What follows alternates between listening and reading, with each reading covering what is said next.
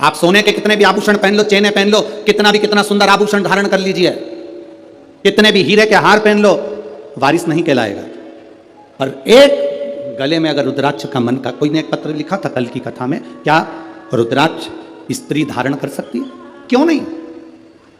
कोई ऐसी पुराण लाकर बता दो जिस पुराण में लिखा है कि नारी रुद्राक्ष नहीं पहन सकती।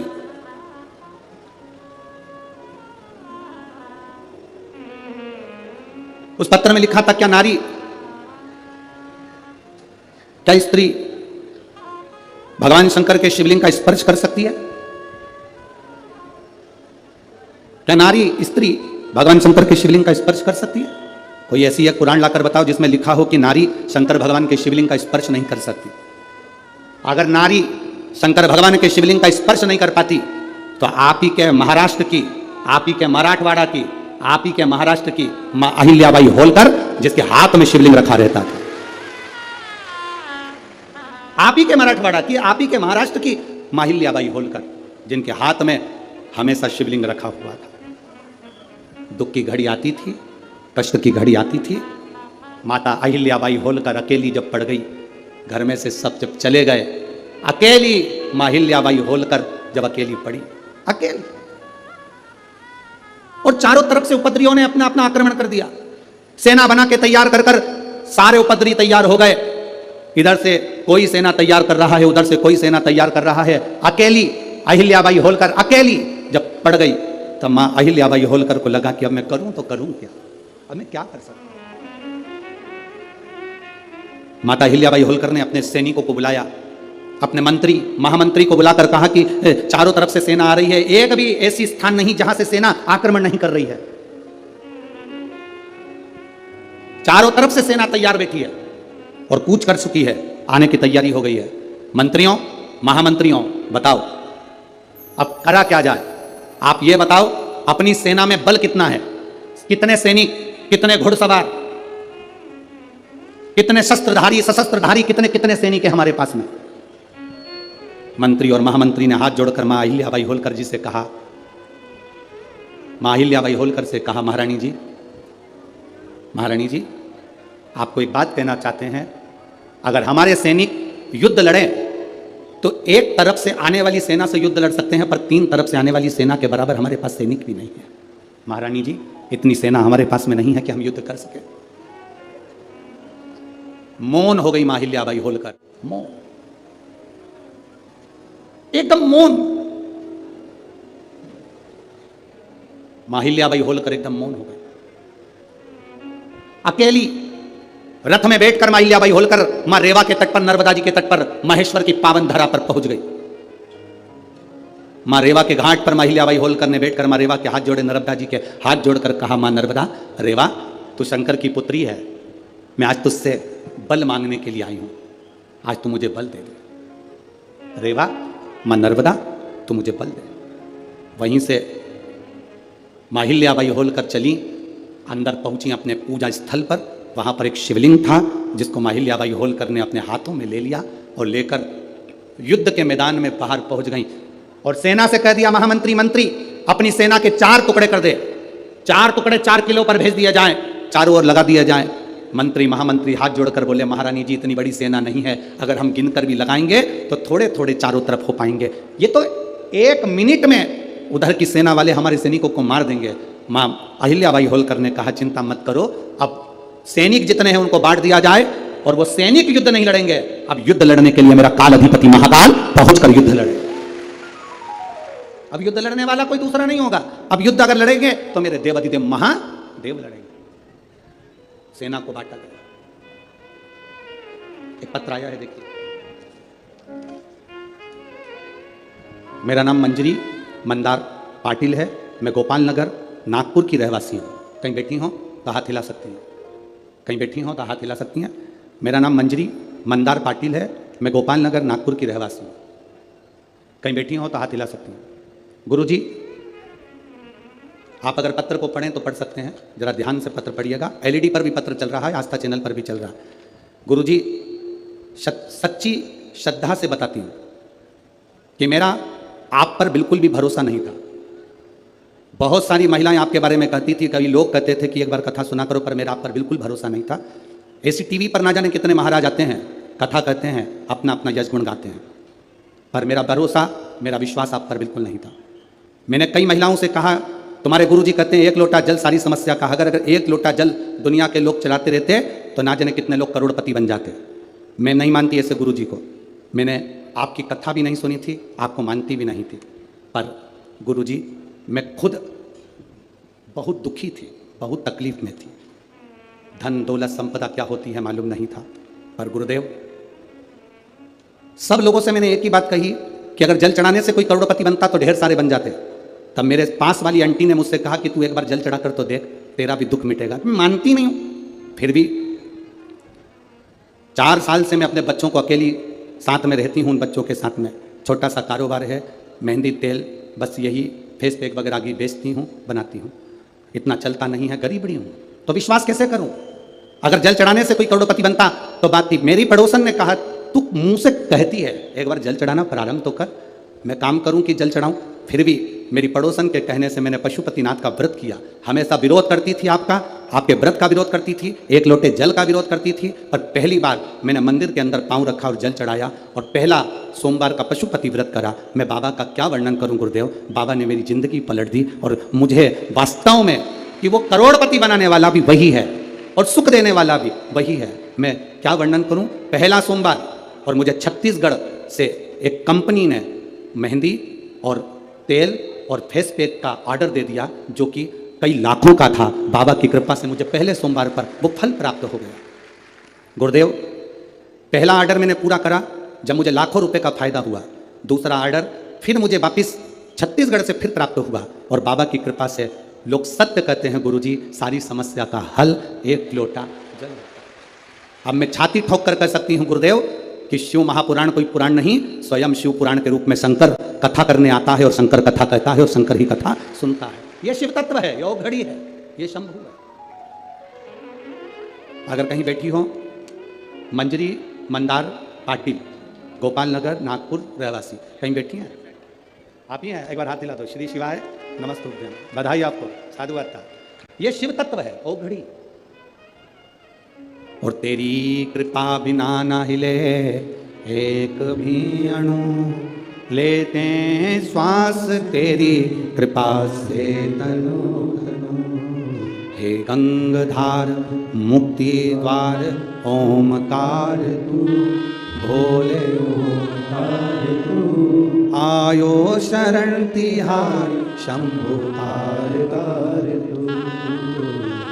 बखान क्या में राखों के ढेर का, चपटी बहुत है खजाना कुबेर का। मेरे बाबा तू सरल नहीं, तू सहज नहीं है मेरे बाबा। पार्वती जी से शिव जी कह रहे हैं चंद्र का दर्शन हुआ कि नहीं हुआ पता नहीं, सर्प का दर्शन हुआ कि नहीं हुआ पता नहीं, विष का दर्शन हुआ कि हुआ नहीं पता नहीं, गंगा का दर्शन हुआ कि ना हुआ पता नहीं, पर एक रुद्राक्ष का भी दर्शन भूलवश भी अगर जीव धारण कर लेता है तो वो सहज नहीं रहता। शंकर कहते हैं उसमें मेरा एक कंच उसके अंदर प्रविष्ट रहता है। एक रुद्राक्ष, जिस गाय के गले में रस्सी है वो उसका वारिस है, जिस गाय के गले में पट्टा बंधा है उसका वारिस है। जिस गाय के गले में रस्सी नहीं, पट्टा नहीं, वो लावारिस है।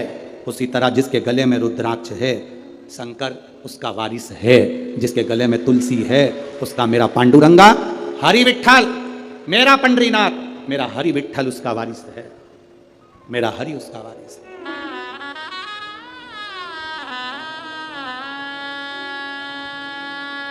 उसका वारिस कहलाएगा। आप कभी अपने मुख से ये मत कहना कि मेरा कोई नहीं। जिसके गले में रुद्राक्ष होता है, जिसके गले में तुलसी की माला होती है, वो कभी अपने मुख से ये ना कहे कि मैं अकेला हूं, मेरा कोई नहीं है। जिसके गले में रुद्राक्ष होता है उसके साथ शंकर और 33 कोटि देवता होते हैं। जिसके गले में तुलसी का मनगा, तुलसी की माला होती है, उसके साथ पांडुरंगा हरि विठ्ठल, मेरा नारायण और सारे देवता होते हैं। सब हैं आपके साथ।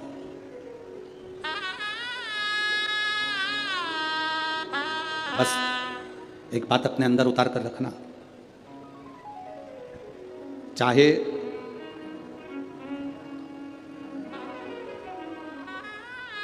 घर में फर्नीचर कम होगा चल जाएगा। क्या कम होगा? बोलो बोलो, जम के बोलो जरा। फर्नीचर, घर में फर्नीचर कम होगा चलेगा, पर आपके नेचर कम होगा नहीं चलेगा। नेचर प्रबल रखिए। फर्नीचर से घर की शोभा नहीं होती, आपके नेचर से आपके घर की शोभा है। आप क्या नेचर रखते हो, आपका व्यवहार क्या रखते हो, आपके चेहरे पर कितनी स्माइल है, आपके चेहरे पर कितनी मुस्कान है, आपके बोलने का तरीका क्या है, आपके अंदर कितनी नम्रता है, वो देखा जाता है। आपके घर में फर्नीचर कम होगा चलेगा, पर आपका नेचर में कमी नहीं आना चाहिए। नेचर कम नहीं होना चाहिए। जितनी नम्रता दे सकते हो, जितनी करुणता दे सकते हो उतनी दीजिए, जितना प्रेम रख सकते हो उतना दीजिए।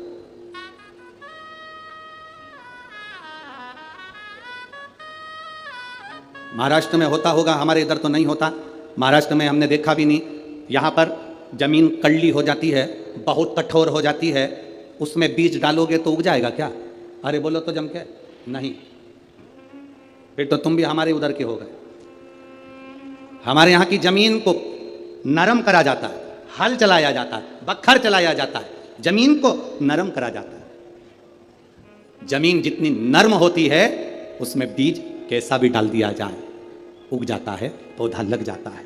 अगर जमीन नरम नहीं होगी, जमीन एकदम कड़ली कठोर कड़क होगी, उसमें बीज डालना उगेगा ही नहीं। कितना भी पानी डालकर देख लेना, उगेगा ही नहीं। जमीन का नरम होना बीज को पैदा करता है। आपका नरम होना अपने भीतर भक्ति को पैदा करता है, भक्ति के बल को पैदा करता है। बहुत कड़ली जमीन बना लोगे तो उसमें बीज बोने पर कोई फायदा नहीं है।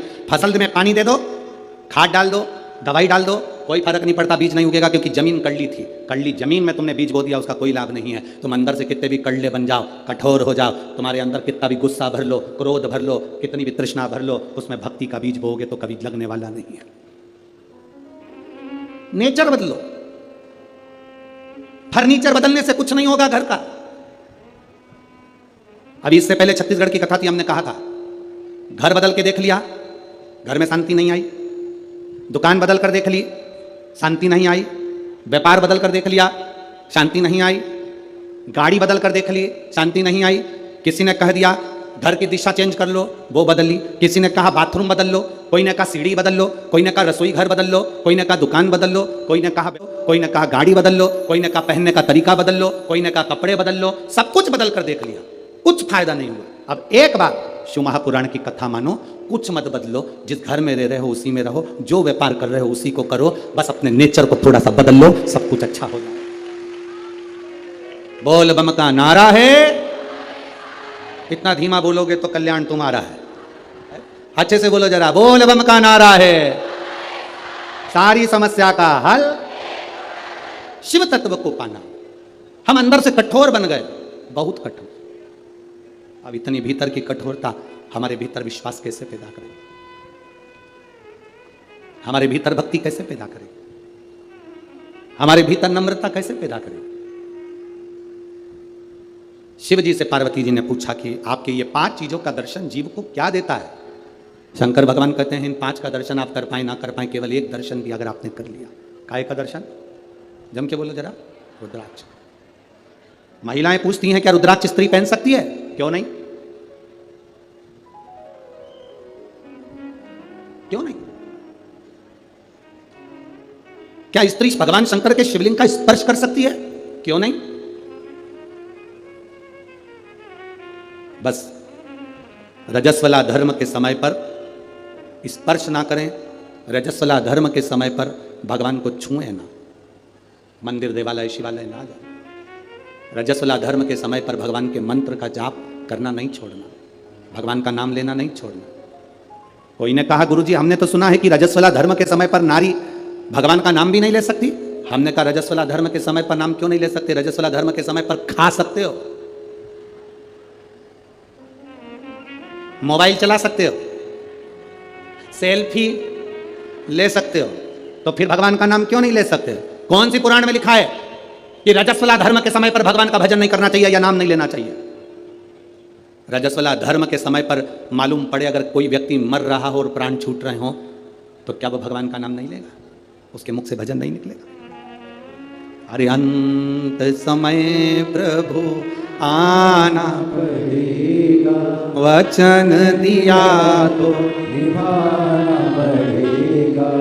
आए ना आए प्रभु कुटुंब कबीरा, अंत समय प्रभु आना पड़ेगा, वचन दिया तो निभाना पड़ेगा। अंत समय प्रभु आना पड़ेगा। शिव कथा कर रही है अंत समय में कौन सी घड़ी हमारी आखिरी है, कौन सा पल हमारा आखिरी है, कौन सा समय हमारा आखिरी है, किसको मालूम है साहब? किसको पता है? किसको मालूम?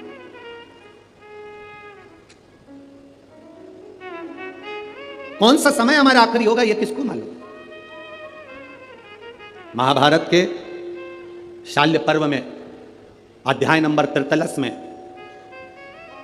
अध्याय नंबर 43 के 21 से लेकर 39 श्लोक में नमुची नाम के एक असुर का वर्णन आता है।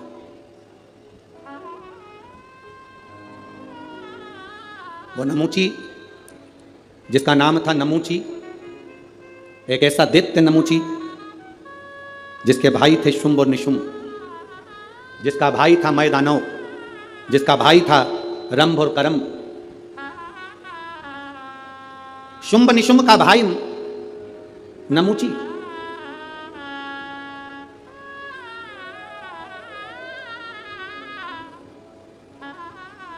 जिसने भगवान विष्णु का तप करा, भगवान नारायण प्रसन्न नहीं हुए। ब्रह्मा जी का तप करा, ब्रह्मदेव प्रसन्न नहीं हुए, गुस्से में आ गया, क्रोध में आ गया, इंद्र पर आक्रमण कर दिया। और इंद्र पर आक्रमण कर कर इंद्र की सत्ता को उसने कब्जा कर लिया। इंद्र की सत्ता पर कब्जा करा, धीरे धीरे कर कर उसने सारी सत्ताओं को अपना बना लिया। अब फिर तप करने बैठा। अब उसने सोचा कि इंद्र की सत्ता मेरी हो गई, सारी सत्ता मेरी हो गई, अगर नारायण और ब्रह्मा ने मेरे को वर नहीं दिया तो मैं उनकी सत्ता को भी अपना बना लूंगा। वो क्रोध में आकर तप करने बैठ गए। तप करा तो ब्रह्मदेव और भगवान विष्णु प्रकट हुए। भगवान ब्रह्मा जी ने कहा, नमुची तुझे क्या चाहिए? नमुची ने कहा कि बस मुझे वर चाहिए। ब्रह्मा जी ने कहा वर देने की सामर्थ्यता तो नारायण में। ब्रह्मा जी का तप छोड़कर नमुची भगवान विष्णु की साधना करने लगा।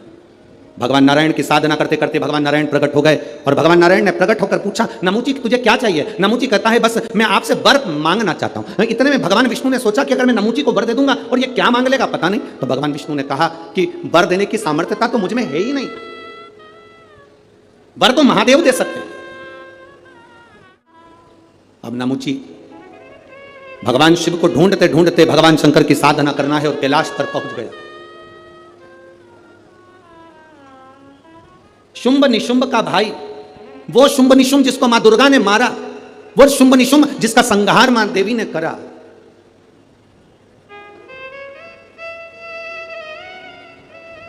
देवी जी की आरती में आप लोग गाते होंगे, गाते हो शुंभ निशुंभ का वर्णन होता है।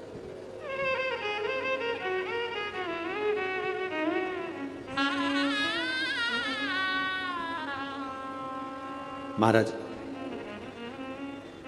नमुची ने शंकर भगवान से वर प्राप्त करने के लिए नमुची चला, कैलाश पर पहुंचा तो देवादिदेव महादेव नहीं थे, माता पार्वती जी नहीं थी, ना शंकर थे ना पार्वती थे, दोनों गए हुए थे भ्रमण के ऊपर। प्रदोष का दिन, प्रदोष काल का समय, भगवान शंकर प्रदोष के दिन, प्रदोष काल में अपने भक्तों के घर पर नंदी के कान में जो बोल कर जाता है, शिवजी नंदी पर बैठकर उस भक्त के दरवाजे पर उसका कल्याण करने के लिए प्रदोष के दिन प्रदोष काल में पहुंचते हैं। हर हर प्रदोष के दिन प्रदोष काल में देवादिदेव महादेव उस शंकर के भक्त के घर जाते हैं जो भगवान नंदीश्वर के कान में कहकर जाता, नंदी के कान में जिसने कहा।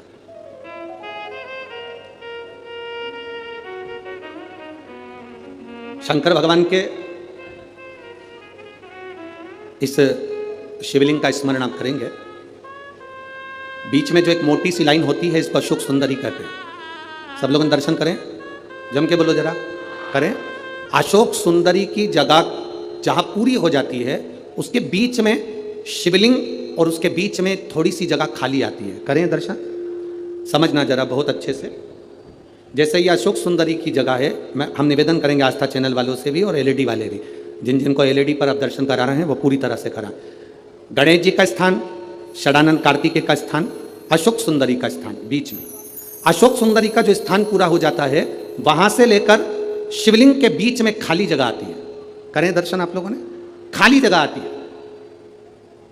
उस खाली स्थान की जो महत्वता है, ये जो अशोक सुंदरी से लेकर बीच में जो जगह है, ये भगवान शंकर की जो धर्म पत्नी है माता पार्वती, उनकी जो योगनियां हैं 64 योगनी, उनकी जो शक्ति पीठें हैं, उनकी जो सिद्धता है, उनकी जो सिद्धियां हैं, ये अशोक सुंदरी से शंकर के शिवलिंग के बीच में जो खाली जगह होती है, इस स्थान पर 64 योगनियां, देवियां, अष्ट सिद्धियां, नवनिधियां सब इस स्थान पर रहती है। इसलिए हमारे यहाँ शिव महापुराण की कथा कथी है, पूर्ण पूजन के बाद अगर कोई नारी, कोई पुरुष, कोई बच्चा, कोई बुजुर्ग अपने मन की बात का स्मरण इस जगह पर हाथ को रखकर, जैसे किसी के हृदय पर हाथ रखते हैं तो दिल धड़कता हुआ स्मरण होता है, उसी तरह यहाँ स्पर्श करेंगे और स्पर्श कर कर जब अपने मन की बात करते हैं तो देवाधिदेव महादेव नंदी के साथ आकर प्रदोष के दिन कार्य की सिद्धता पूर्ण करते हैं। उस स्थान की मूलता होती है, वो स्थान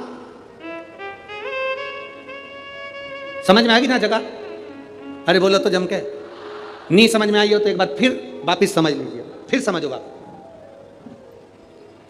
स्थान देखिएगा, अपने को भगवान की कृपा से यहाँ नागपुर में शंकर जी का शिवलिंग कोई ने कागज का बनाकर यहाँ जो भेजा, ये काम बाबा की कृपा से आप लोगों के स्मरण के लिए आया। देखिए जरा, गणेश जी का स्थान, कार्तिकेय जी का स्थान, बीच में ये आ गई अशोक सुंदरी की मोटी सी लाइन।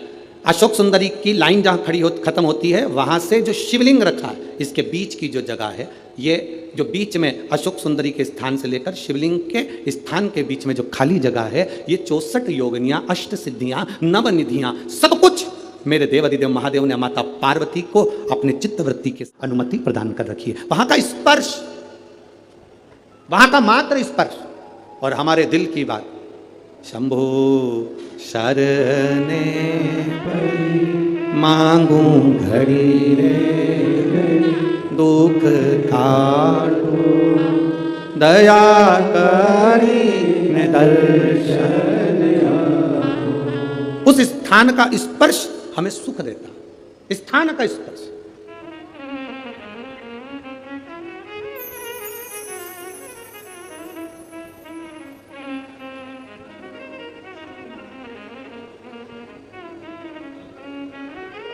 एक माँ ने एक पत्र लिखा है,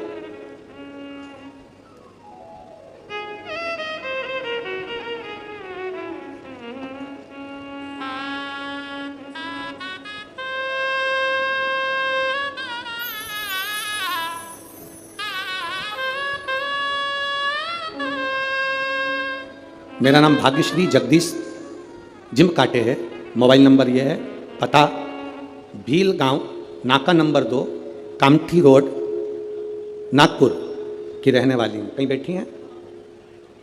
कहीं बैठी हो तो हाथ हिला सकती हैं। गुरुदेव, शिव जी के जल चढ़ाने का और रुद्राक्ष का क्या वर्णन करूं? मेरे पापा नशा करते थे गुरुजी। पिताजी को जब से मैंने होश संभाला तब से उनको नशे में देखा। आप कहते हो रुद्राक्ष में क्या है गुरुदेव, एक लोटे जल में क्या है? मैं कहती हूँ गुरुदेव, मैंने अपनी जिंदगी में जब से होश संभाला, मेरे पिताजी को, मेरे पापा को दारू के नशे में देखा। उनको होश सुबह लें शाम को लें। गुरुदेव, बाबा से मैंने प्रार्थना करी, एक लोटा जल समर्पित करा, एक बेलपत्र लेकर आती, पिताजी को देती तो पिताजी लेते नहीं उस बेलपत्र। पिताजी जब बेलपत्र नहीं खाते तो उनको लगता कि मेरी बेटी हो सकता मुझ पर कुछ करवा रही है। बेलपत्र नहीं खाते तो मैं जल चढ़ाकर जल लाती, वो भी देती तो नहीं लेते। तब उस जल को मैं पानी के हंडे में डाल देती, पानी के हंडे में जल को डालती और मेरे पिता ने पीना चालू करा उस पानी को। गुरुदेव, मैं शिव जी से रोज प्रार्थना कर कर आती थी, बाबा मेरे पिता दारू के नशे को छोड़ दें। और गुरुदेव, आज मैं गर्व से कहती हूं कि मेरे पिता पूर्ण तरह से मदिरा को त्याग दिए। ये शिव तत्व है। गुरुदेव, मेरे शरीर में एक बीमारी थी, जिस बीमारी के चलते मेरे को जहां पर फुंसी होती थी वहां गठान पड़ जाती थी। मेरे शरीर में जहां फुंसी हुई वहां गठान पड़ जाती थी, उस गठान को ऑपरेशन की जरूरत होती थी। जितनी बार भी मैंने थेरेपी करवाई, टेस्ट करवाए, हर तरह के ब्लड टेस्ट कराए, सारी जांचें हुई, पर समझ में नहीं आया कि मुझे इतनी गठाने शरीर में क्यों हो जाती। बाबा, आपने एक बार कहा था कथा में कि शंकर भगवान की जो जल बहकर नीचे गिरता है, जहां पर 33 कोटि देवता का स्थान है, मां दुर्गा को टच कर कर उसको खाने का कहा था। गुरुदेव, मैंने उसको खाना प्रारंभ करा और मुझे बचपन से जो प्रॉब्लम थी वो प्रॉब्लम मेरी समाप्त हो गई। अब मेरे शरीर में गांठ नहीं पड़ती है। ये मेरे बाबा की कृपा, शिव तत्व ओघड़ी की कृपा, ये शंभु है, शंकर।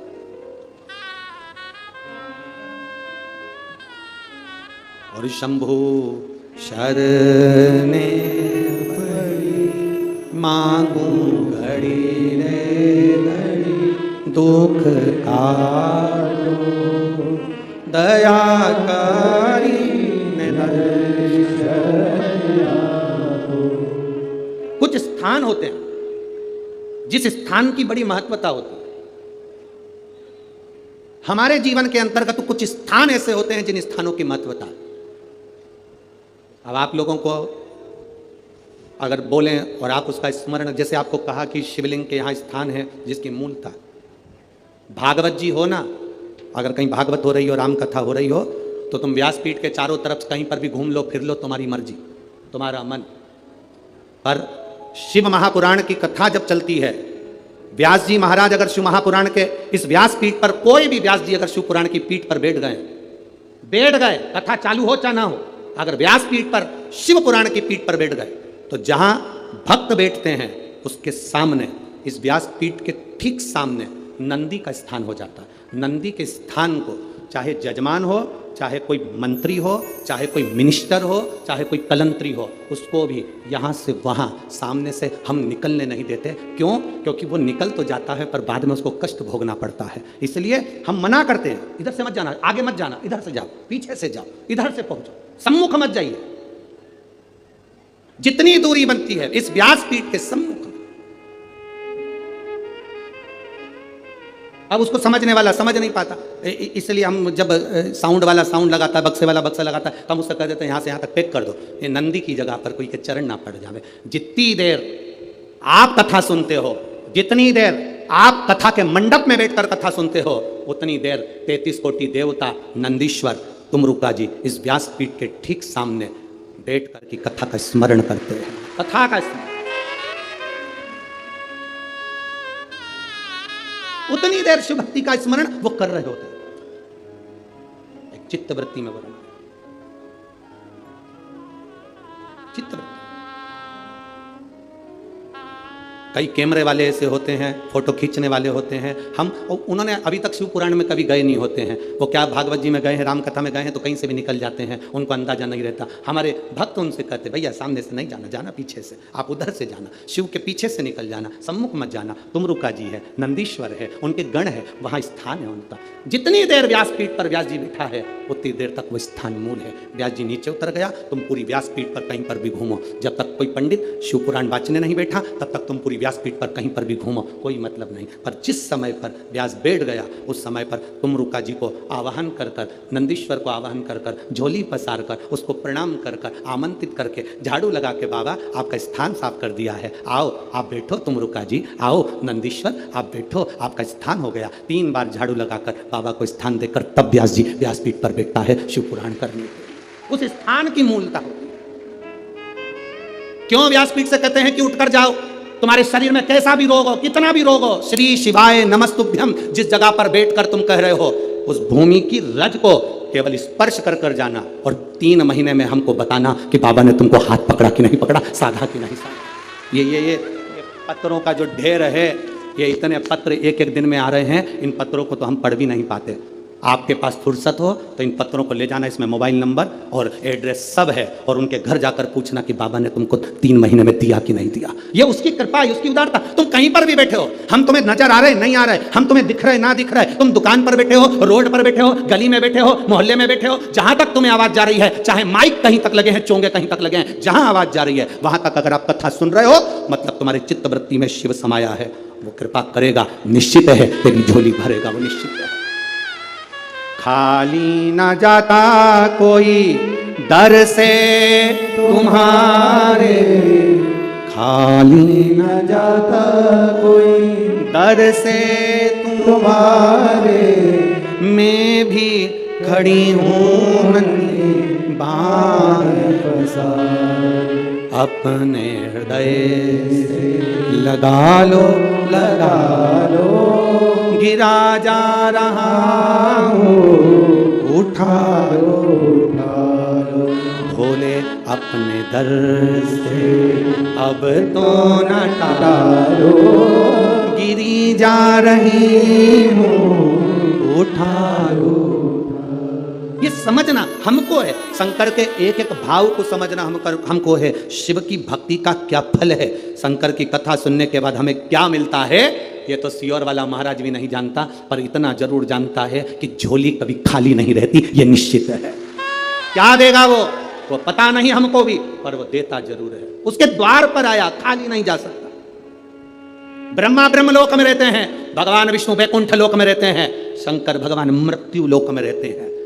जो बहू पूना में रह रही है और तुम नागपुर में रह रहे हो, तुम्हारी तबीयत खराब होगी तो पूना वाली इतनी जल्दी नहीं आएगी, जो बहू तुम्हारे पास रह रही होगी वो दौड़ कर आ जाएगी। उसी तरह ब्रह्मा ब्रह्मलोक में, भगवान विष्णु वैकुंठ लोक में, इंद्र लोक में रहते हैं, देवता देवलोक में रहते हैं, पितर लोक में रहते हैं, मेरा शंकर इस भूमंडल पर रहता है। बुलाओगे दौड़ कर आएगा, तुरंत आएगा। वो कैलाश अधिपति शंकर है, जो कंकर में बसा हुआ है। उसको जिसने पहचान लिया वो जिंदगी में सब कुछ पा गया। जो अहंकार में फूल गया, अपनी अभिमत्ता में फूल गया, अपने अहम में फूल गया, एक दिन ककड़ी और भुट्टे की तरह कटकर बाहर फेंका गया। अपनी अभिमत्ता को त्याग कर जिसने शिव को जान लिया उसकी जिंदगी संवर गई है। जिसने पहचान लिया देवादिदेव महादेव तो जान गया शंकर को, उसकी जिंदगी बन गई। जो नहीं जाना वो गया। कितने दिन की शिवपुराण थी नागपुर में? अरे बोलो तो जम के 5 दिन की। आज कौन सा दिन हो गया? तीसरा। कल चौथा, परसों पांचवा। कल के दिन भी यही 2 बजे से 5 बजे तक कथा हो जाएगी। परसों के दिन सुबह 8 बजे से 11 बजे तक कथा पूरी हो जाएगी। टीवी पर 2 बजे से 5 बजे तक आ जाएगी। 11 बजे जो यहाँ सुनने वाले हैं वो सुबह सुनेंगे, अपने अपने घर चले जाएंगे। जो लड़ने वाले हैं, झगड़ा करने वाले हैं, वो यहीं की धरे रह जाएंगे। जिनको कथा से मतलब था उसने झोली भर ली और बटोर कर ले गया। जिसको दुनिया से मतलब था वो पड़ा की पड़ा रह गया। जिसको कथा से मतलब था उसने झोली भर भर कर बटोर लिया, महादेव से मांग लिया, बाबा खाली मत भेज देना। आज हम जब मोहन मतेज भाऊ जी के यहाँ पर वहाँ पर थे, आमदार जी के यहाँ, तो वहाँ पर कोई झांसी वाले भैया बता रहे थे कि यहाँ, झांसी वाले नहीं, यहीं के कोई भाई बता रहे थे कि हम जहाँ रह रहे हैं गुरुजी, इसी के सामने कोई परिवार रहता है, उसके घर में कई सालों से बच्चे नहीं थे, कई साल हो गए थे बच्चे नहीं थे। गुरुजी वो सीहोर गए, बाबा को कहकर आ गए, बाबा सब दूर धक्के खाली है, अब तेरे दरवाजे का धक्का मत निकाल देना, मुझे औलाद जरूर देना। और बाबा ने उसके घर में ये 11 तारीख जो गई, उस 11 तारीख को 2 बच्चे दे दिए बाबा की कृपा से, एक बेटा और एक बेटी। किसने बताया था? है? अच्छा पीछे हैं वो, उन्होंने बताया था। हम जहाँ भाऊ के यहाँ रुके हैं ना, विधायक जी के यहाँ, आमदार जी के यहाँ, वहाँ उनके यहाँ बता रहे थे ऐसा। तो ये शिव तत्व है, वो घड़ी है शंकर। क्या देगा आपको भी नहीं मालूम पड़ेगा। आप दिल से सुन लो, दिल से सेवा करने का मौका मिले दिल से सेवा कर लो, पानी पिलाने का मौका मिले दिल से। कमाने के लिए पूरी जिंदगी पड़ी है, कमाने के लिए पूरा साल पड़ा है।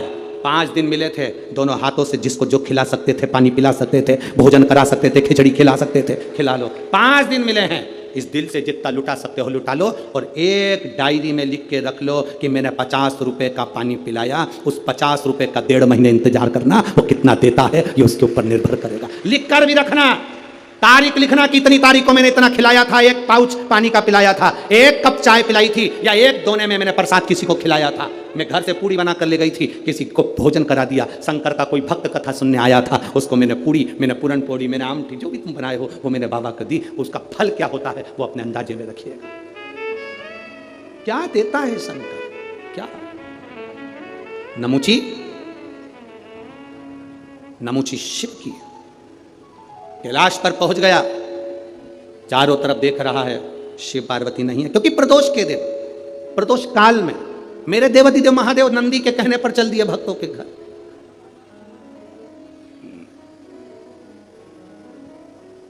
प्रदोष काल, प्रदोष के दिन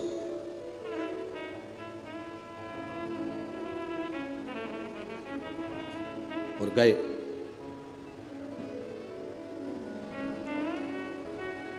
नमुची ने वहां पहुंचकर क्या देखा कि शंकर भगवान तो नहीं है, पार्वती भी नहीं है, गणेश भी नहीं है, षडानंद कार्तिकेय भी नहीं है। कैलाश सूना पड़ा, एकदम सूना, एकदम सूना। नमुची ने देखा कि एक रुद्राक्ष का मन का, शिव जी के गले में जो मन के पड़े थे, शंकर के गले में जो माला पड़ी थी, उसमें से रुद्राक्ष का मन का भूमि पर पड़ा था। एक मन का, एक मन का। कभी कभी कुबेरेश्वर धाम से आया हुआ रुद्राक्ष हो, या तुम्हारे घर में रखा हुआ रुद्राक्ष हो, या गले में पड़ा हुआ रुद्राक्ष हो, बीच में से चटक जाता है, फट जाता है, टूट जाता है। अंदाजा लगाना कोई विपदा की घड़ी तेरे ऊपर आने वाली थी, तेरे घर पर आने वाली थी। देवाधिदेव महादेव ने अपने ऊपर झेल ली, टूट गया, टूट गया। रुद्राक्ष और शंकर का शिवलिंग कभी खंडित नहीं होता। मालूम है आपको? आपको मालूम है कि नहीं? रुद्राक्ष और शंकर का शिवलिंग कभी खंडित नहीं होता। टूट गया तो भी जोड़कर उसको रखा जाता। शंकर का शिवलिंग बीच में से टूट गया तो भी विसर्जन नहीं होता। शंकर का शिवलिंग तो भी पूज्य है। 1000 टुकड़े भी हो जाएं उस शिवलिंग के तो भी उसकी पूजन होगी। 25,000 टुकड़े भी शिवलिंग के हो जाएं तो भी उसकी पूजन होगी, क्योंकि शंकर के टुकड़े टुकड़े हो जाएं तो भी शंकर कभी समाप्त नहीं होता। वो एक एक कंकर में, कण कण में शंकर होता है।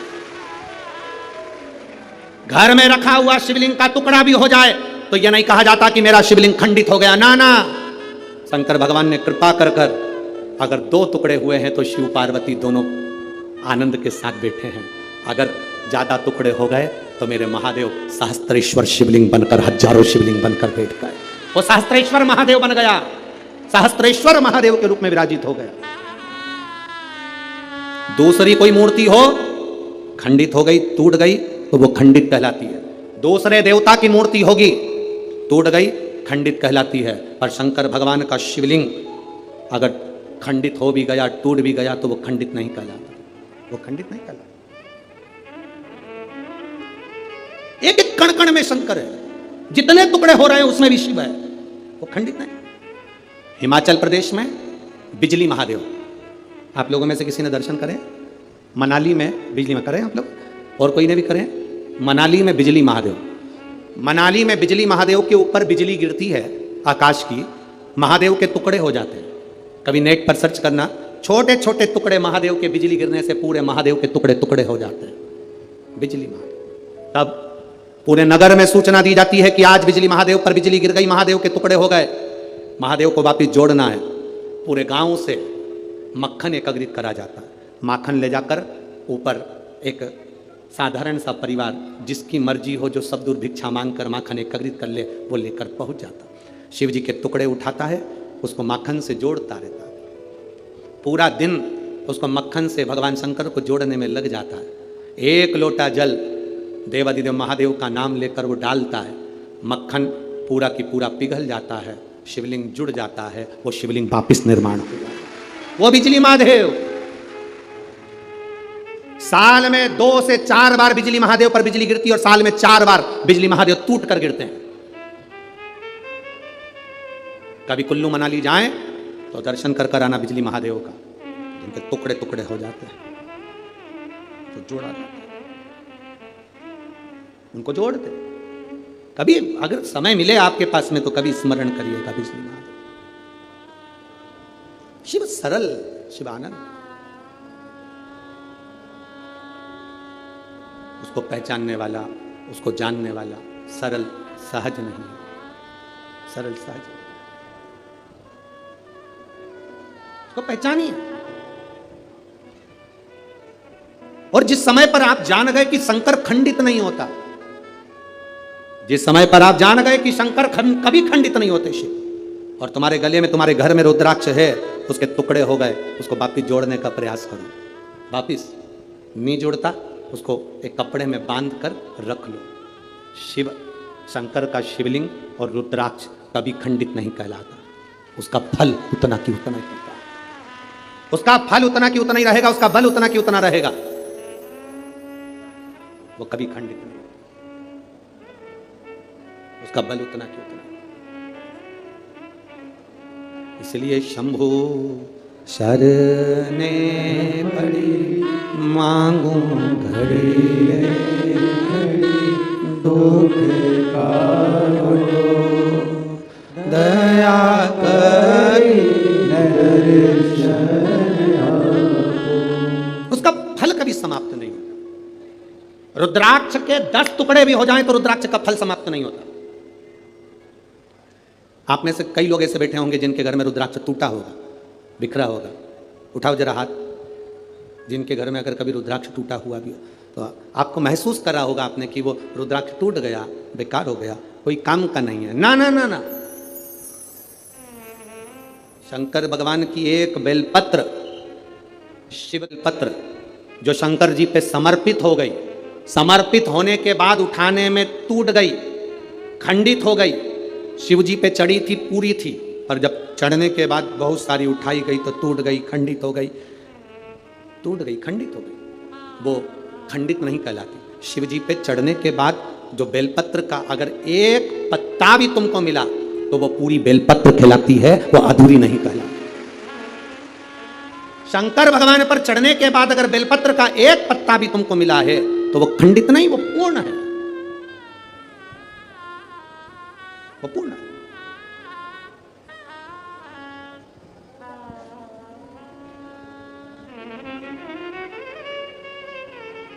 इसीलिए शिव कथा कर रहे हैं।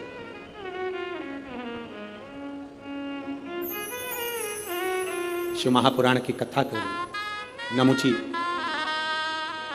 को एक रुद्राक्ष का मन का नमुची को मिला है, एक रुद्राक्ष का मन का। दैत्य है, असुर है, राक्षस है।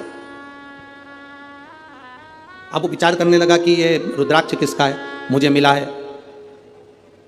फिक्र और जिक्र, थोड़ा ध्यान देना, दो चीजें। क्या क्या? मुंह से बोलो। फिक्र और जिक्र। फिक्र, ज्यादा फिक्र करोगे, ज्यादा चिंता करोगे तो चिंता फिक्र तुम्हें तन्हाई दे देती है, एकांत दे देती है, तुम्हारी बुद्धि काम करना बंद कर देती है। ज्यादा फिक्र होती है तो व्यक्ति का बीपी ऊंचा नीचा हो जाता है, शुगर ऊपर नीचे हो जाती है और व्यक्ति चिंता में पड़कर कमरे में अकेला पड़ा रहता है। फिक्र चिंता देती है, फिक्र एकांत देता है, फिक्र तन्हाई देती है, फिक्र तन्हाई देती है। फिक्र तुम्हें अकेले कमरे में पटक देगा। और जिक्र, जिस समय पर तुम्हारे को फिक्र होने लगे तब महादेव की जिक्र करना प्रारंभ कर दो, उसकी चर्चा करना प्रारंभ कर दो, तन्हाई मिट जाती है। तन्हाई मिट जाएगी अगर शंकर की चर्चा करोगे, शंकर की जिक्र करोगे, शंकर की भक्ति करोगे। ढोलक, शिव की चर्चा कर रहे हो, अगर शंकर की अगर चर्चा करोगे। फिक्र और जिक्र में अंतर है। फिक्र तन्हाई देगा, जिक्र तन्हाई से निकाल देगा। फिक्र बीमार कर देगा, जिक्र शंकर का तुम्हें महामृत्युंजय का रसतत्व देकर उभार देगा। जिक्र आज सबसे बड़ी अगर कुछ बहुत बड़ा अगर टेंशन है ना लोगों को, लोग आज के समय में, यहाँ पर बहुत सारे लोग बैठे हैं, हम बात कहेंगे तो लोगों को लगेगा गुरुजी ऐसा बोल देते हैं, पर आज प्रत्येक समाज के व्यक्ति को अपनी अपनी समाज की फिक्र है। जाति में आज के व्यक्ति को बांट दिया गया है। मैं ब्राह्मण, मुझे ब्राह्मण समाज की चिंता है। मैं वैश्य, मुझे वैश्य समाज की चिंता है। मैं क्षत्रिय, मुझे क्षत्रिय समाज की चिंता है। मैं शूद्र समाज की चिंता है। हर व्यक्ति ने आज के समय को जाति में लोगों ने बांट दिया। सबको अपनी अपनी समाज की, अपनी अपनी जाति की चिंता है, पर किसी को मेरे इस धर्म की, सनातन धर्म की चिंता नहीं है कि हम एक हैं। ये ब्राह्मण, ये क्षत्रिय, ये वैश्य, ये शूद्र, हम बांट रहे हैं। अगर तुम्हें फिक्र होना चाहिए तो अपने सनातन धर्म की, अपने धर्म की होना चाहिए। एक के लिए नहीं, हमें सबके लिए जीना है। सर्वे भवन्तु सुखिनः का ये पाठ हमने पढ़ा है। सनातन धर्म का पाठ हमने पढ़ा है। हम जातियों में बट रहे हैं। एक जरा सा, केवल जरा सी अपनी शान सत्ता बढ़ाने के लिए हम जात में लोगों को बांट रहे हैं। मेरे शंकर भगवान ने, सनातन धर्म ने, वेद पुराण ने कभी किसी को जात में नहीं बांटा, कभी नहीं बांटा किसी को। पर आज देखकर दुख होता है कि लोग बट रहे हैं। किसी ने कह दिया ये हमारी जाति का है, वो हमारी जाति का है, हमारी इतना वोट बैंकिंग है, हमारा इतना है, हमारा इतना। ना ना ना, हम सब एकत्रित हो। हरिचंदन है इस देश की माटी, तपोभूमि हर ग्राम है, हर बाला देवी की प्रतिमा, बच्चा बच्चा राम है। जिसके सैनिक समर भूमि पर गाया करते गीता है, उसी माटी के हल्के नीचे खेली करती सीता है। ये चंदन है भारत की भूमि, ये धरोहर है जहां हम जन्म लिए हैं। इसको पहचानो, इसको जानो।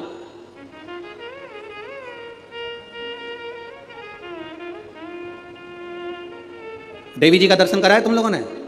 अरे बोलो तो जम के। करा है। तलवार है उनके हाथ में, ठीक है। काय पे बैठी हैं? शेर पे। तुम मोटरसाइकिल पे बैठ के इतनी घबरा जाती हो कि कोई तुम्हें घूर के देख ले तो तुम्हारी आंख में आंसू आ जाता है। वो भवानी है, दुर्गा शेर पर बैठी थी। शुंभ और निशुंभ दोनों राक्षसों ने आकर कह दिया था, ए सुंदरी, हम दोनों में से एक से तू शादी कर ले तो बच जाएगी, नहीं तो मर जाएगी। देवी अंदर गई गुफा में, शंकर भगवान से कहा, शुंभ निशुंभ आए हैं दरवाजे पर। तो भगवान शंकर मुस्कुरा कर बोले, तुम मुझसे कहने आई हो, तुम स्त्री हो, एक नारी में आधा शंकर होता है। जब शंकर तुझ में है, शक्ति तुझ में है, शिव तुझ में है, तो तू दुनिया से निपट सकती है। चढ़ जा शेर पर, उठा तलवार, कर संहार।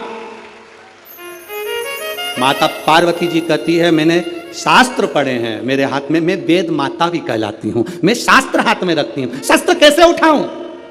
शंकर भगवान, संस्कृति को बचाना है, संस्कारों को बचाना है तो शास्त्र उठाना पड़ेगा, और अपने आप को और सनातन धर्म को बचाना है तो शस्त्र भी उठाना पड़ेगा। यह हमारे को ऊपर निर्भर करता है। हम शास्त्र भी उठा सकते हैं और शस्त्र भी उठा सकते हैं। ये मां जगजननी दुर्गा भवानी का दर्शन करने जाओ तो उस माता को प्रणाम कर कर उससे कहकर आना, मां जब शास्त्र की जरूरत हो तब मुझे शास्त्र देना, और जब शस्त्र की जरूरत हो ऐसा बल देना, ऐसा शस्त्र देना कि दुनिया के लोग याद रखें। हम याद रखें, शिव शक्ति है, उस भक्ति के बल को हमें बढ़ाना। फिक्र से जिंदगी नहीं चलती, जिक्र से जिंदगी चलती। हम फिक्र कर कर कुछ नहीं प्राप्त कर सकते।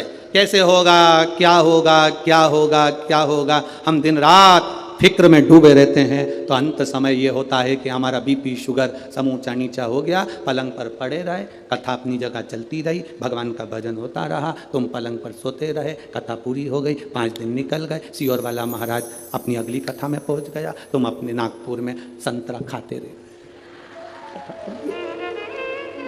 मजा क्या था?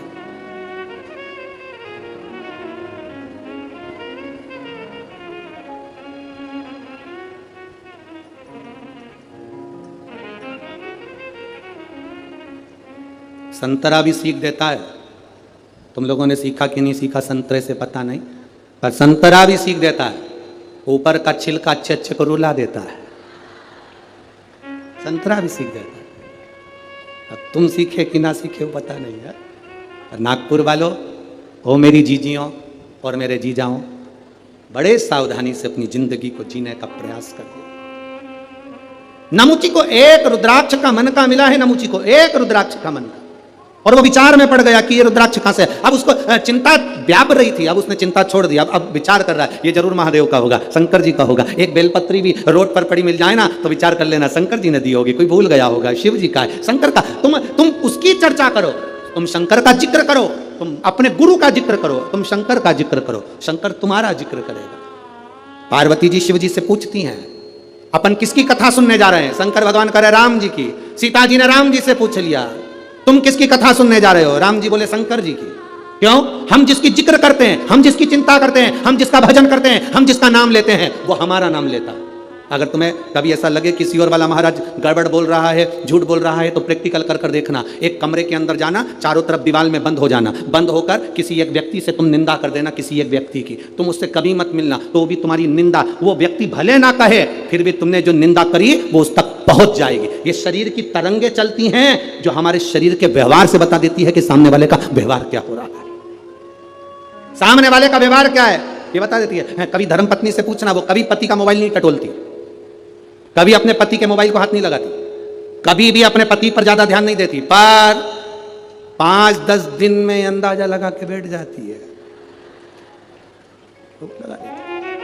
5-10 दिन में अंदाजा लगा, और एक ना एक दिन तो कह देगी तुम्हारे रंग ढंग ठीक नहीं दिख रहा। अब उसने तो कह दिया तुम्हारे रंग ढंग ठीक नहीं दिख रहा।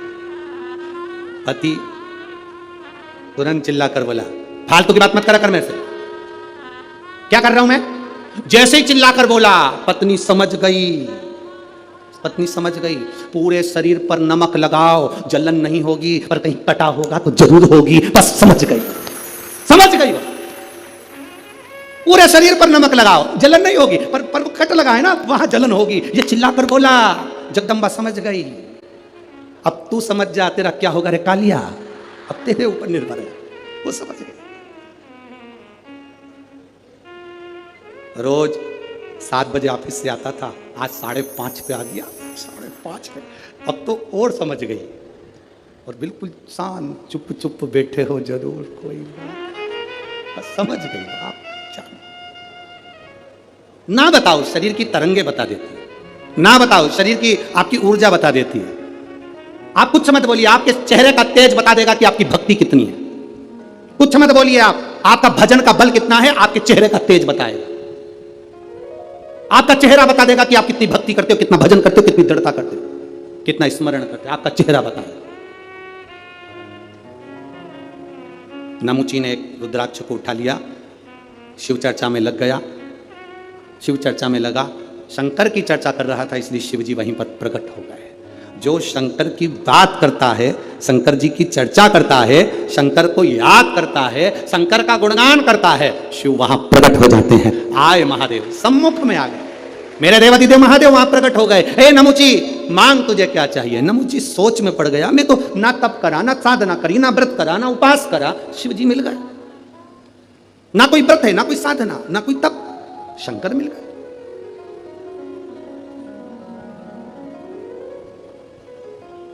मिलते हैं शिव महाराज, शिव प्राप्त हो, क्यों ना मिले। हे भोला शंकरा। नमुची को जो रुद्राक्ष मिला, उसने उसकी चर्चा की, शिव का दर्शन हुआ। मांगो नमुची, तुम्हें क्या चाहिए। दैत्य था नमुची, असुर था, राक्षस था, क्या चाहिए तुमको। नमुची ने कहा, अगर आप मुझे केवल एक वर दे दो कि मैं कोई अस्त्र से, कोई शस्त्र से, कोई अग्नि से, कोई आकाश से, किसी भी चीज से मेरी मृत्यु ना, मेरी मृत्यु ना हो, ये मुझे वर दिया जाए। हमने पहले भी कथा में कहा, बादाम खाओगे तो भी मरोगे, नहीं खाओगे तो भी। कथा सुनोगे, बोलते जाओ, तो भी मरोगे, नहीं सुनोगे तो भी। राम नाम बोलोगे तो भी मरोगे, नहीं बोलोगे। बस अंतर इतना सा है, बिल्ली चूहे को अपने मुंह से पकड़ती है तो रक्त में सराबोर कर देती है, बिल्ली अपने मुख से अपने बच्चे को पकड़ती है तो खून नहीं आता, रक्त नहीं आता, बच्चा मरता नहीं। उसी तरह जो कथा सुनता है, भगवान का भजन करता है, मरता है पर काल में मसा नहीं जाता। जो बिना भजन के, बिना कथा के मर जाता है, वो अंत में चूहे जैसा रक्त में सराबोर हो जाता है। मरना तो है, मृत्यु तो सत्य है, वाह मौत कहां से टल सकती है। शिव कथा कर रही है, भगवान शंकर की कथा कर रही है, नमुची तुझे मरना तो पड़ेगा। तो नमुची ने कहा कि ये अस्त्र शस्त्र से मेरी मृत्यु ना हो। शिव जी ने कहा दिया, तथास्तु, जा। अब नमुची को जब वर मिल गया, जब तक वर नहीं मिलता, जब तक के कोई पद नहीं मिलता, जब तक कोई प्रतिष्ठा नहीं मिलती, जब तक कोई स्थान नहीं मिलता, तब तक व्यक्ति थोड़ा भ्रमण करता रहता है, घूमता रहता है। जैसे आप लोग कथा में आए, आपको जगह नहीं मिलेगी तो आप पहले इधर जाओगे, उधर जाओगे, उधर जाओगे, 1 नंबर दरवाज़ा, 2 नंबर दरवाज़ा, 3 नंबर दरवाज़ा, सब दरवाजे पर घूम लोगे। तब आखिरी में तुम सोचोगे अब जगह वगह तो मिलने वाली नहीं है। फिर किसी पेड़ की छाँव में, जब पंडाल पूरे भरे हुए हैं, दुकानें पूरी भरी हुई है, जगहें पूरी भरी हुई है, तो किसी पेड़ की छाँव में तुम बैठ जाओ, स्थान पाना। अब नमूची को ये वर मिल गया कि अस्त्र शस्त्र से तू नहीं मरेगा, तो नमूची के हाथ में जो रुद्राक्ष था उसने वो फेंक दिया। रुद्राक्ष की माला देवऋषि नारद ने फेंकी थी, बंदर का मुंह लगा था। सुनिए ना कथा, केवल शिवजी ने रुद्राक्ष की माला दी थी और देवऋषि नारद ने ये कहकर फेंक दी, इससे मुझे क्या करना, क्या करते, बंदर का मुख लगा। भगवान नारायण ने जरा सी निंदा सुन ली थी शंकर जी की, भगवान विष्णु ने थोड़ी सी निंदा शंकर जी की सुन ली थी तो उनको घोड़े का मुंह लगा था, हयग्रीव अवतार हुआ था। केवल निंदा सुनी थी शंकर भगवान की तो घोड़े का मुख लग गया। नारद जी ने शंकर की निंदा करी, रुद्राक्ष की माला फेंकी तो बंदर का मुख लग गया। शिव को जो जानता नहीं है वो बाद में पछताता। और अंत समय प्रभु आना पड़े, आप भी बोलिए, जिसको आता है सब बोला करो साथ में, अंत समय प्रभु आना पड़ेगा, वचन आए ना आए प्रभु, अंत समय प्रभु वचन ना, पर आपको आना, तेरे मंदिर में आना मेरा काम है, मेरी बिगड़ी बनाना तेरा काम। हम आ गए तेरे दरवाजे। नमूची ने रुद्राक्ष फेंक दिया।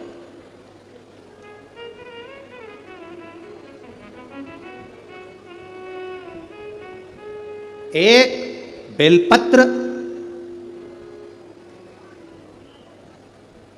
एक पापी के हाथ से छूटकर उड़ गई, महाबलेश्वर के शिवलिंग पर गिर गई तो उस जीव का कल्याण हो गया। रुद्राक्ष हाथ से गिरा, कैलाश पर पड़ा, नमूची चला गया। गलती क्या कर दी नमूची ने कि रुद्राक्ष को लांग गया। बेलपत्र, रुद्राक्ष भगवान पे चढ़ा हुआ निर्माल्य लांघा नहीं जाता, उसको लांघना नहीं चाहिए। जिसने शंकर जी के निर्माल्य की विशेषता जानी है उसको एक पत्र आया है, देखिए।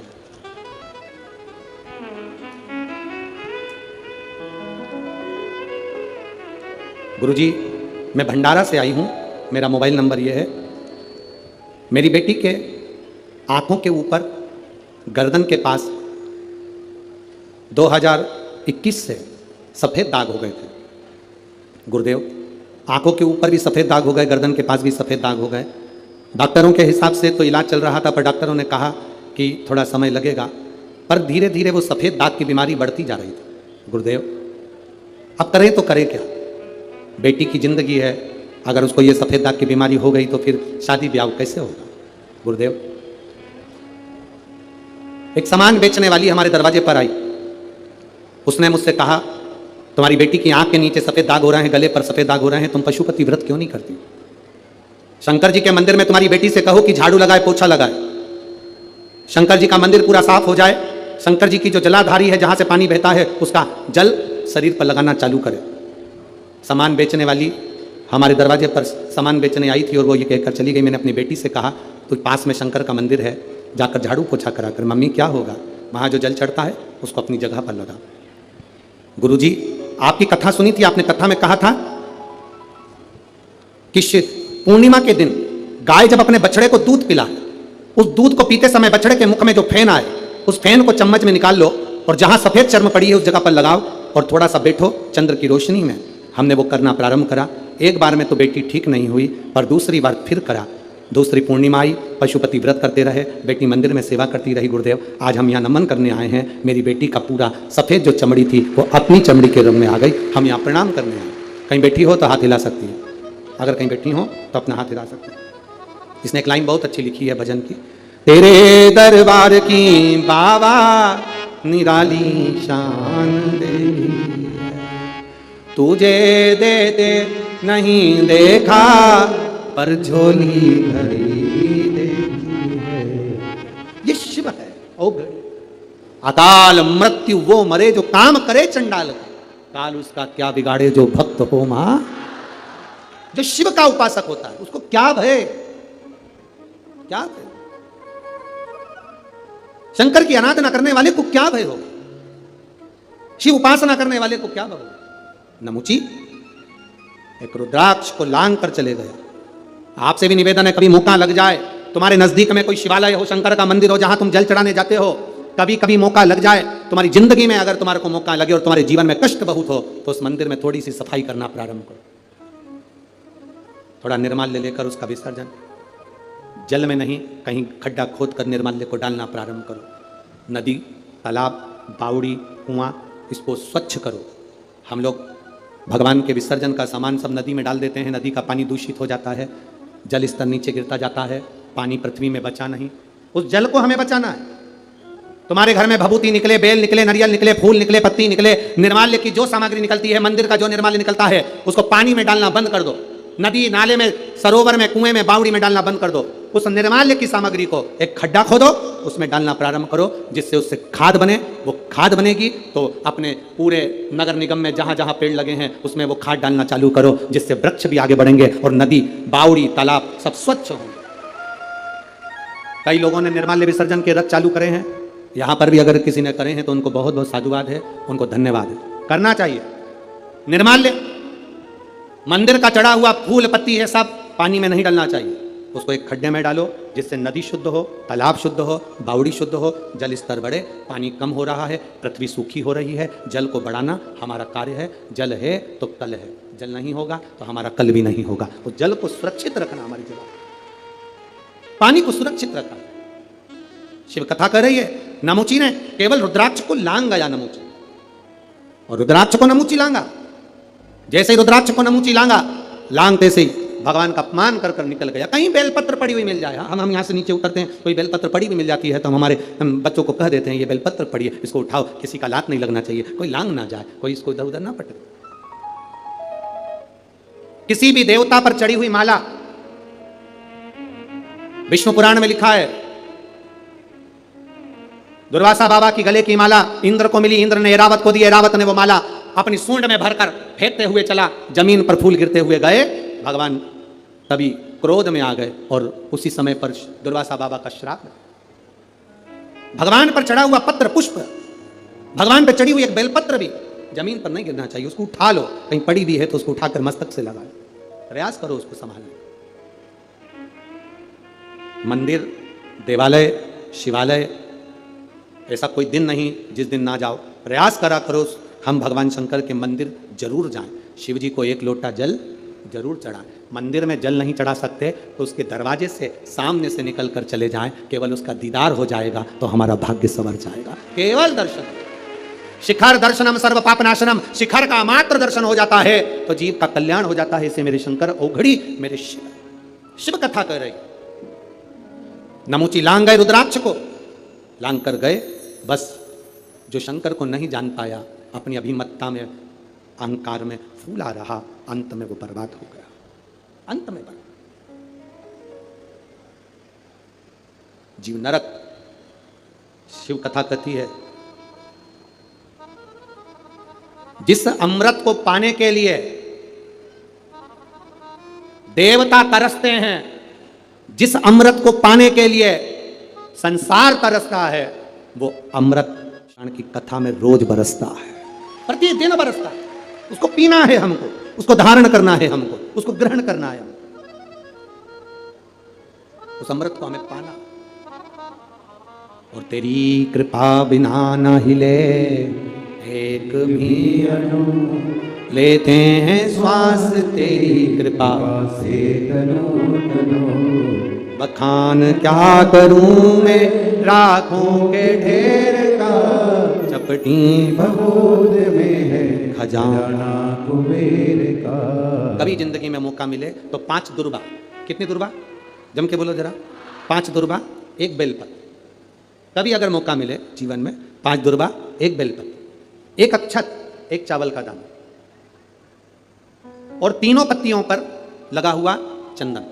बेलपत्र की जो 3 पत्ती होती है, इन तीनों पर लगा हुआ चंदन, दुर्वा बेलपत्र चावल का एक दाना मध्य पत्ती पर रखकर जब भी आप अपने हृदय से कोई सरकारी गतिविधियों में कहीं फंस गए हो, सरकारी कोई केस चल रहा है, कोई सरकारी चीजों में अगर तकलीफें आ रही हैं, तो शिव का नाम लेकर आप अपना कर्म जरूर करना, मेहनत जरूर करना, कर्म के साथ में शंकर पर विश्वास रखकर एक अक्षत का दाना, 5 बेलपत्र 5 दुर्वा हाथ में लेकर शिव का स्मरण कर कर श्री शिवाय नमस्तुभ्यम कहकर, अगर श्री शिवाय नमस्तुभ्यम भी नहीं कह सकते, पंचाक्षर मंत्र नमः शिवाय, षडाक्षर मंत्र ओम नमः शिवाय या फिर श्री शिवाय नमस्तुभ्यम बोलकर शिव को जो स्थान आपको बताया है, स्थान देखा ना, फिर ध्यान देंगे अशोक सुंदरी से शिवलिंग के बीच की जो खाली जगह देख रहे हो आप लोग, एलईडीओं पर ध्यान देना, एलईडी और अपने अपने मोबाइल पर अगर आप कथा सुन रहे हो या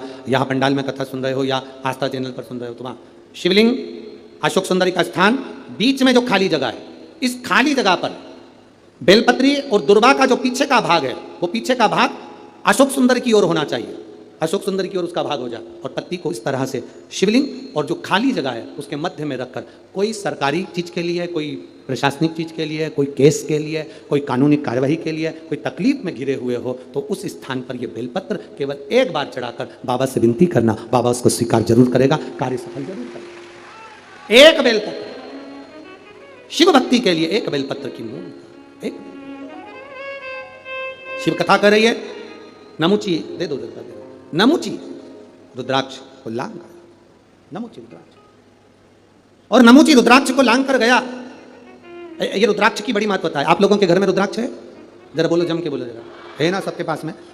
जब रोग आता है तो रुद्राक्ष को तांबे के कलश में गलाकर उसको शिवजी पे जल चढ़ाकर पीते हैं। और यदि जिस दिन तुमको लगे कि आज मेरा मन शांत नहीं है, आज मेरे घर में अशांति सी लग रही है, क्लेश बहुत है, मन में शांति नहीं है, टेंशन बहुत चल रहा है, उस दिन थोड़ी देर के लिए लेफ्ट हाथ में रुद्राक्ष का मन का, सीधे हाथ से बाबा देवादिदेव महादेव का हाथ रखकर शिव जी के नाम का स्मरण कर कर महामृत्युंजय याद हो तो वो जप लें, ना हो श्री शिवाय नमस्तुभ्यम जप लें, ना हो पंचाक्षर षडाक्षर जप लें, केवल 3, 5 या 7 बार बोल लो, उस रुद्राक्ष को हृदय से लगाकर वापस जहाँ रखा था वहीं रख दो। आपको 15 मिनट के अंदर अंतर मालूम पड़ जाएगा कि घर के अंदर शांति हुई कि नहीं हुई। ये प्रैक्टिकल जरूर करना, कहीं सियोर वाला महाराज झूठ तो नहीं बोल रहा, इसलिए प्रैक्टिकल करना जरूरी है, प्रैक्टिकल बहुत जरूरी है, प्रैक्टिकल बिना काम नहीं चलता। एक महाराज जी प्रवचन दे रहे थे, प्रवचन में कह रहे थे मदिरा नहीं पीना चाहिए, शराब नहीं पीना चाहिए, गंदा नाली का पानी है, मत पियो, बर्बाद हो जाओगे।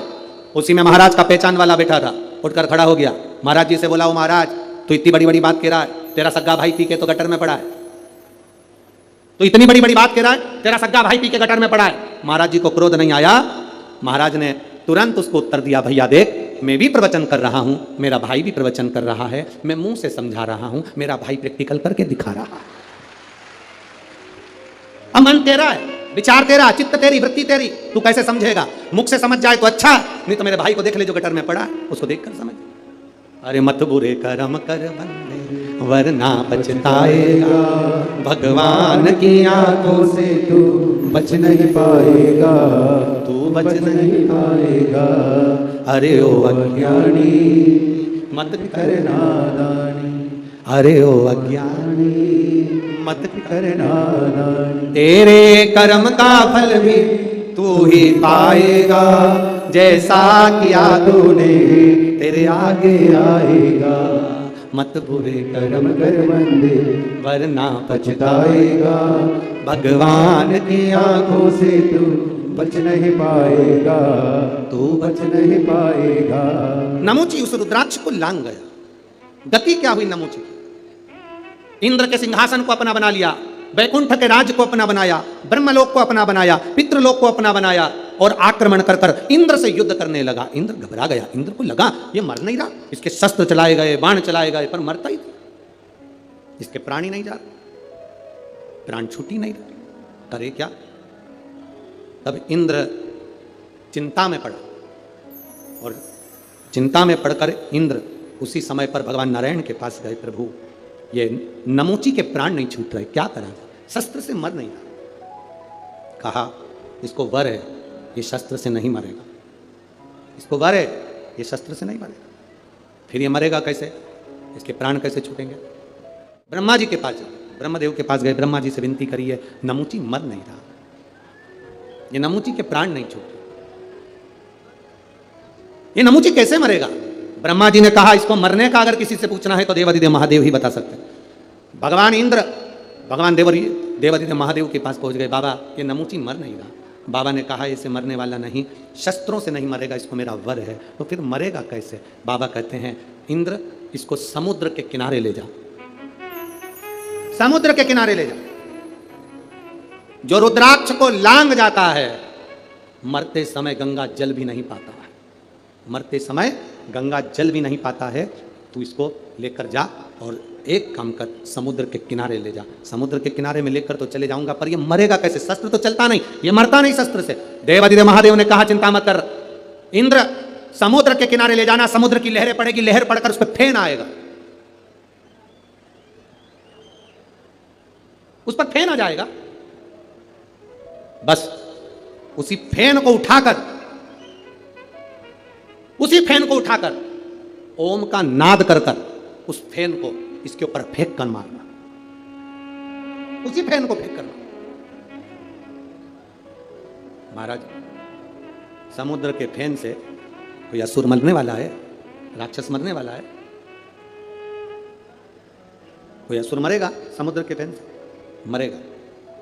ओम अक्षर में, ओम के अक्षर में वो नाद होता है कि अगर साधारण से साधारण, ये आप लोग जो कई लोगों के, कई लोग बहुत दुनिया के लोगों को बहुत सारे शरीर में आते रहते हैं ना, अरे बोलो तो जम के, अभी तो नवरात्रि चल रही है, अभी भी आ रहे होंगे बहुत सारों को, सीजन है, बहुत सारे लोगों को आते हैं, सब अपना अपना मन है।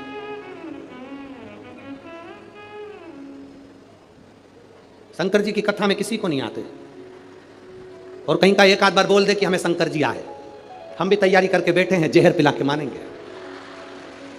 अगर तेरे को असली के शंकर जी आए हैं तेरे शरीर में तो जहर पी के बता दे। और शंकर जी तो कांटों में रहते हैं, हम भी एक बोरा धतूरा पटक देंगे, उस पर बिठा देंगे, दूसरी बार देवते भग जाएंगे। सनातन धर्म, सनातन धर्म के अंतर्गत ना ढोंग है, ना प्रपंच है, ना छल है, ना बेईमानी है। सनातन धर्म के अंतर्गत तो केवल भगवान की अविरल भक्ति है, जितना कर सकते हो कर। ये ढोंग प्रपंच, कई लोग कहते हैं इनको देवी जी आ गए, उनको देवता आ गए। हमें आज तक समझ में नहीं आया, देवी देवता सबको आते हैं, कभी नेहरू जी और महात्मा गांधी क्यों नहीं आए इनके शरीर में? कभी स्वामी विवेकानंद क्यों नहीं आए? कभी लाल बहादुर शास्त्री क्यों नहीं आए शरीर के अंदर? देवता आ गए। कहाँ ना, भक्ति करो, दिखावा कभी मत करो, भजन करो, छल कभी मत करो, जल चढ़ाओ पर दिखावे से मत चढ़ाओ, भगवान के मंदिर में झाड़ू लगाओ, दिखावे से मत लगाओ, पोछा लगाओ, दिखावे से मत लगाओ। और अगर भगवान से कुछ मांगो भी तो कहकर नहीं, दिल से मांगो, वो भंडार भर कर चला जाता, दिखावे से। ये हमारे सनातन धर्म में नहीं है महाराज कि भगवान, नागपुर वाले ही फ्री नहीं है, बोलो जम के, इतने सारे नागपुर में सब फ्री हैं। जब नागपुर के लोग कथा सुनने नहीं आ रहे, फ्री नहीं है, सब अपने अपने काम में लगे, तो देवता फ्री हैं? तुम बस अगरबत्ती लगा के बैठ जाते हो, शरीर में आ जाते हैं, इतने फ्री तो देवता नहीं है। थोड़ा प्रपंच से दूर होइए, छल से दूर होइए, भक्ति में डूबने का प्रयास करो। एक लोटा जल लो, महादेव को चढ़ाओ। हाँ, किसी किसी के शरीर में देवी की तरंग, देवता की तरंग किसी किसी के शरीर में आती है, वो केवल दुनिया के लोगों का कल्याण करने के लिए आती है। आए, कल्याण करे, ठीक है, पर जब हम उसको व्यापार बना लेते हैं अपनी जेब भरने के लिए, तो वो तरंग भी काम करना बंद कर देती है। फिर उस तरंग का कोई महत्व नहीं, उस तरंग की कोई महत्वता नहीं। नमुची, ओम अक्षर में वो नाद है, ओम अक्षर में वो तत्व है। केवल अगर कोई दुखी भी है और ओम का नाद कर कर जल का आचमन भी कर लेता है या जल का छींटा भी ले लेता है, तो ओम के नाद में सुख प्राप्त हो जाता है। ओम कहकर समुद्र के फेन को फेंकना, ये मत जाए। समुद्र का फेन लिया, ओम कहा और फेंका, नमूची के प्राण छूट गए, चारों तरफ जय जयकार होने लगी, हार हार महादेव, चारों तरफ हाहाकार के साथ आनंद हुआ। देवताओं ने पुष्पों की वृष्टि करी, गंधर्व गान करने लगे, नमूची के प्राण छूट गए। नमूची भगवान देवादिदेव महादेव से कहता है, प्रभु मेरे प्राण तो गए पर आपकी शरण चाहिए। शिव ने अपनी शरण दे दी, शंकर ने अपनी शरण। शिवाय